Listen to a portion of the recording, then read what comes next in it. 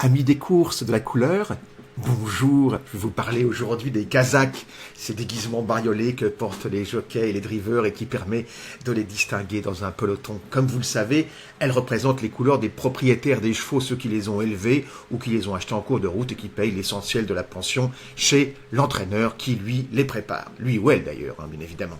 Alors c'est pareil partout, sauf au trot, en Scandinavie, aux États-Unis, en Italie et je crois aussi en Allemagne, il me semble, où c'est généralement le driver qui porte sa Kazakh, ce n'est pas les couleurs du propriétaire, c'est les couleurs du driver.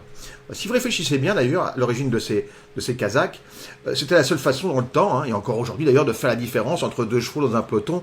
Et dans un premier temps, comme à la guerre, les chevaux portaient les couleurs de leur camp, comme ils portent ceux de leur quartier au départ du fameux Palio de Sienne, la plus ancienne de toutes les courses, toujours disputée aujourd'hui. La Kazakh, c'est en fait l'équivalent du maillot de foot, enfin avant que le foot n'existe bien sûr, à ceci près qu'on n'a pas d'équipe nationale aux courses.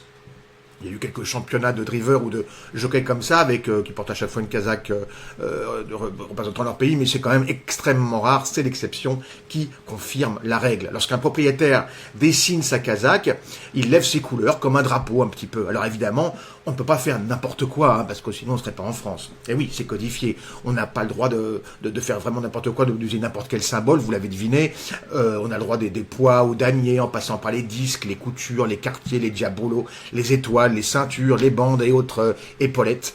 Et même chose pour la toque. On n'a pas le droit aussi d'utiliser plus de 3 couleurs par Kazakh pour éviter les agressions oculaires que nous réservent les propriétaires de Hong Kong 2 fois par semaine. Vous noterez d'ailleurs que le rouge et le jaune, 2 couleurs porte-bonheur en Chine, très chargées en symboles positifs, ils sont très utilisés. En Europe, au contraire, les couleurs les plus précieuses sont unies. En effet, elles sont plus rares et plus classe. C'est ainsi que toute la Kazakh grise à toque rose, par exemple, unie, qui fut celle de François Dupré, reprise ensuite par Jean-Luc Lagardère et convoitée aujourd'hui par un jeune propriétaire très en vogue, David Layani, le tout dernier prophète de France Gallo. Il se trouve que s'il avait des trotteurs, il faudrait qu'il les reprenne ces couleurs grises toque rose à feu mon oncle Jean, paix à son âme. Je ne suis pas sûr que ce soit possible, hélas. Dors tranquille, tonton Jeannot.